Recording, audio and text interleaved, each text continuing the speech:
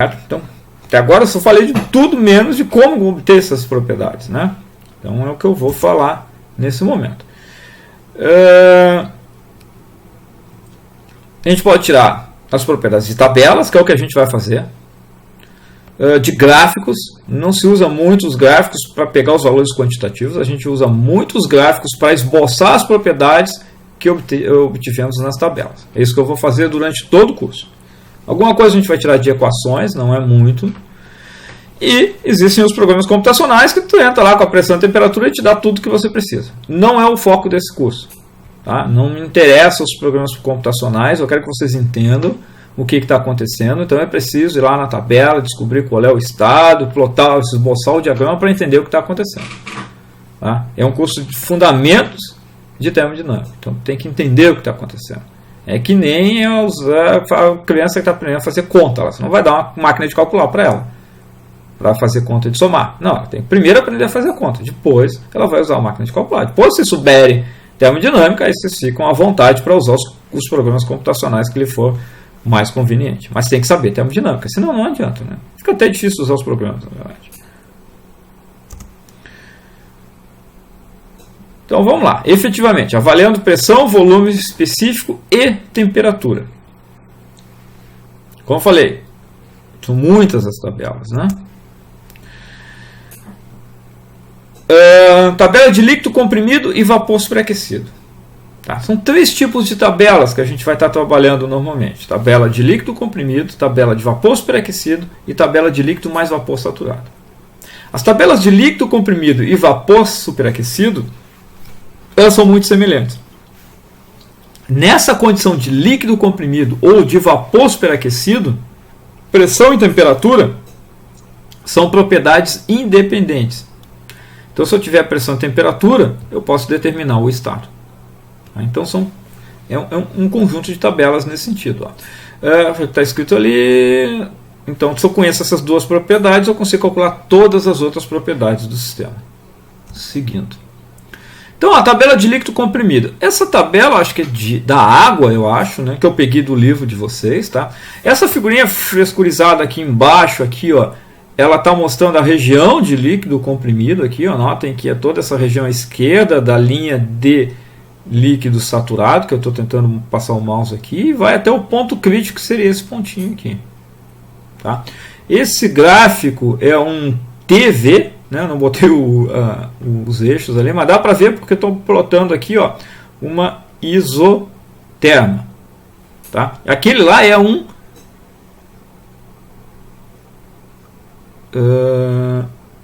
não, desculpa. Esse aqui é um PV, eu estou plotando a isoterma. Aquele lá é um TV, que eu estou plotando a isobárica.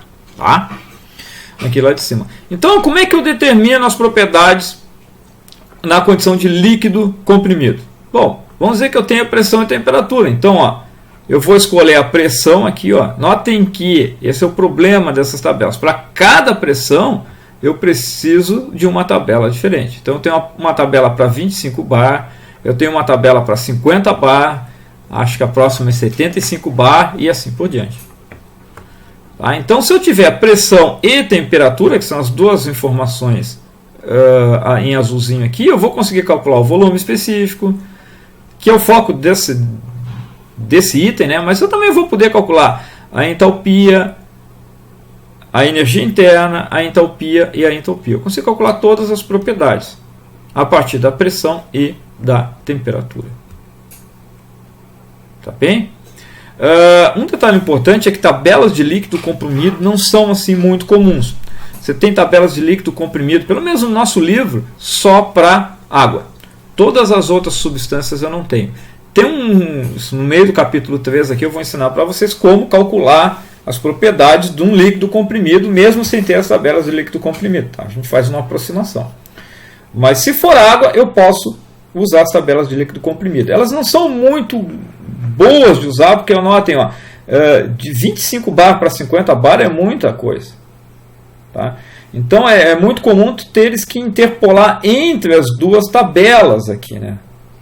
Às vezes tem que interpolar porque te deu uma temperatura de 70 graus Celsius aqui, aí tu tem que interpolar na linha aqui, E tem que interpolar entre duas tabelas, porque a pressão não é 5 megapascais, é 3 megapascais.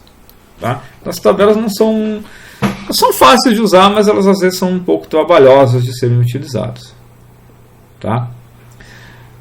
Região azulzinha, líquido comprimido. Agora nós vamos para a região, sei lá, isso aqui é um laranjinha, um rosinha aqui, né? Que é a região de vapor superaquecido. A mesma coisa, aqui pressão e temperatura são independentes. Então a minha tabela, ó, eu preciso entrar com a pressão e com a temperatura, era para estar azulzinho aqui, mas eu rateei.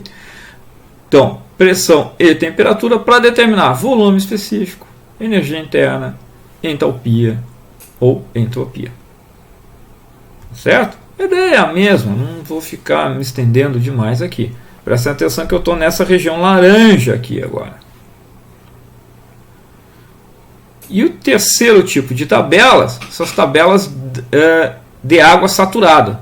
Quando fala saturado, está falando de líquido mais vapor saturado. Então aqui, ó, essa região amarelinha aqui, ó, entre as curvas de líquido saturado e a curva de vapor saturado. O que essa tabela me traz? Essa tabela me dá as informações, ó. Porque eu não posso ter informação para... Dada uma pressão e uma temperatura, eu não vou ter uma tabela para todos os volumes, não dá, não tenho como calcular isso, né?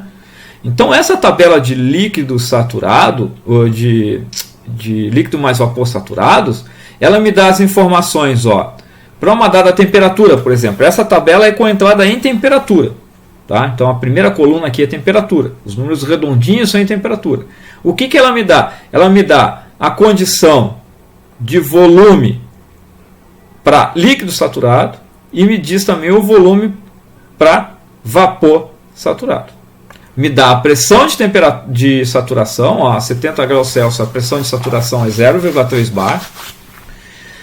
O volume específico nesse ponto aqui, ó, de líquido saturado é 1,0228 vezes 10 na menos 3, tá? Esse número que tu vês na tabela, que nós vemos na tabela aqui, ele está multiplicado por 1000. Então esse volume aqui é 1,0228 vezes 10 na menos 3. Tem que ficar atento, tá? Porque se botar esse número como está aqui ou multiplicado por 1000, não faz sentido nenhum. Tá?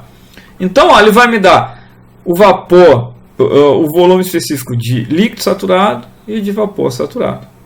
Vai fazer a mesma coisa para a energia interna, ó, de líquido saturado, vapor saturado. O azulzinho aqui, ó, a entalpia, né, de líquido saturado e vapor saturado. Ele nos ajuda aqui, né, porque a gente faz tantas vezes a conta da entalpia de vapor saturado menos a entalpia de líquido saturado que ele já te dá aqui, ó. Esse número do meio nada mais é do que o Hg menos o Hf. E me dá também a entropia, que a gente vai usar lá no final do curso, né, de líquido saturado e vapor saturado. Isso com entrar em temperatura. Ah, mas eu tenho pressão. Bom, então eu vou entrar com a tabela em pressão. É idêntico, é tudo igual, tudo a mesma coisa. Só que a tabela agora eu estou com os dados em pressão. Então, no caso aqui, eu estou destacando ali para 0,2 bar. A 0,2 bar, a temperatura de saturação é 60 graus Celsius. 60,06 ali. E a tabela me fornece as informações de líquido saturado e vapor saturado. Tá? Eu vou fazer um exemplo, dedicar, na verdade, fazer um vídeo, acho que do exemplo, coisa e tal, como é que a gente calcula essas propriedades aqui.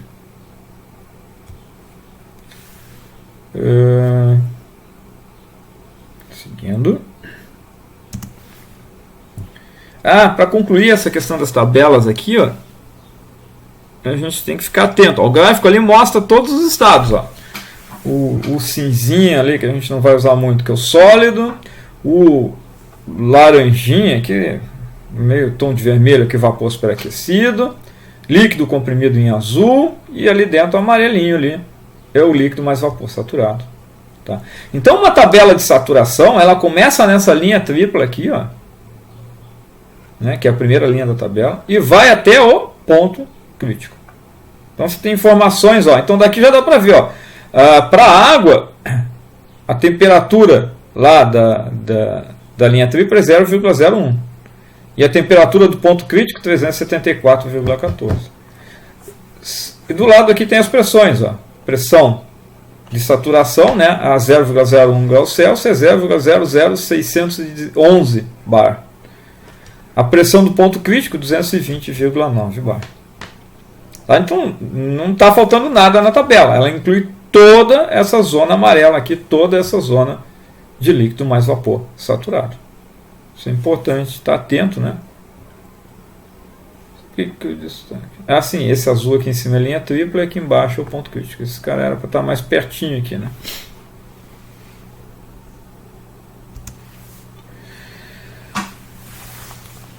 Bom, para determinar o volume específico dentro da região de saturação, devemos observar. Parece complicado, né? Mas não, é simples. Ó, o volume total é o volume de líquido mais volume de vapor. Tá?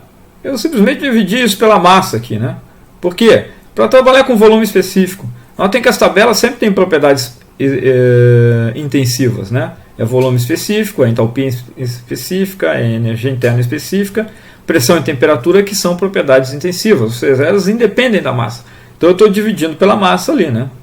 Então ficou aqui o volume específico igual ao volume de líquido dividido pela massa. Essa é a massa total, mais o volume de vapor dividido pela massa. Essa também é a massa total, né? Seria a soma de todas as massas, né? Simplesmente dividir o volume total pela massa. Tá? E aí eu tenho que observar, ó, que eu posso calcular a quantidade de líquido, né, o volume ocupado pelo líquido, como sendo a massa de líquido vezes o volume específico do líquido. E a massa de vapor e o volume de vapor como a massa de vapor vezes o volume específico de vapor. Certo?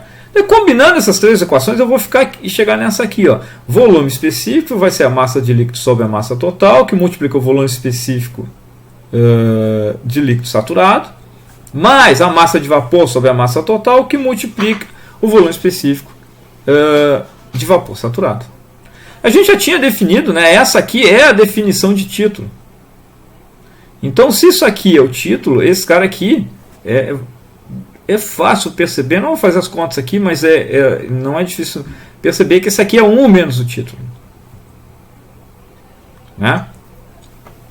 E aí eu posso escrever essa equação aqui, eu posso reescrever ela dessa forma, né, que o volume específico é 1 menos o título, né, muitas vezes vai ser informado o título para vocês, né, ou então vocês vão ter que calcular o título para calcular outras propriedades, tá? Então tem que entender bem o que é o título, né? Mas eu posso calcular o volume específico como 1 menos x, que é o título, vezes o VF, mais o x vezes o VG. Ou, se eu quiser reescrever isso aqui, né, o volume é a mesma equação, né? Eu só reorganizei as coisas aqui, né? O volume de vapor saturado mais x, que multiplica o volume de líquido saturado menos o volume de vapor saturado menos o volume de líquido saturado. Acho que eu falei errado, vou repetir, tá? Então, eu posso escrever o volume específico como volume de líquido saturado mais o título, que multiplica o volume de vapor saturado menos o volume de líquido saturado. Essa diferença do volume específico não é dado na tabela, mas às vezes vai aparecer para a entalpia, por exemplo. A entalpia vai aparecer essa diferença direto na tabela, com a simbologia de GF. Então eu tenho que lembrar que o título da mistura de líquido, o X é o título da mistura de líquido mais vapor saturado. Eu repito isso aqui, né? Eu sou chato, né? Então, ó, definição de título é massa de vapor sobre massa de líquido mais massa de vapor. Isso gera muitos erros. Eu vejo que vocês erram às vezes fazendo exercícios na prova, né? O título é uma definição em função da massa, não do volume. Tá? Vocês usam o título como sendo a massa de vapor, o volume de vapor sobre o volume total. Não, o título é massa de vapor sobre a massa total. Quando eu tenho só líquido, né, que seria a condição de água líquida, né, na condição saturada aqui, eu tenho que o título é 0.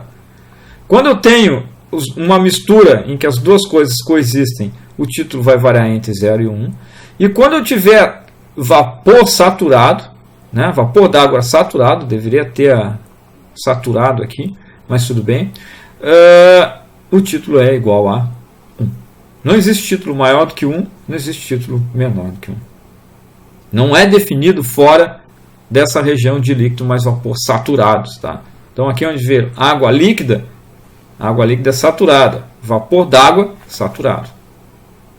Tá? Tirei do livro de vocês, achei que tá. Talvez o texto deixe claro isso. A figura solta às vezes perde informação. E o último slide, né? Acho que interpolação vem lá do cálculo numérico. Vocês já fizeram o cálculo numérico.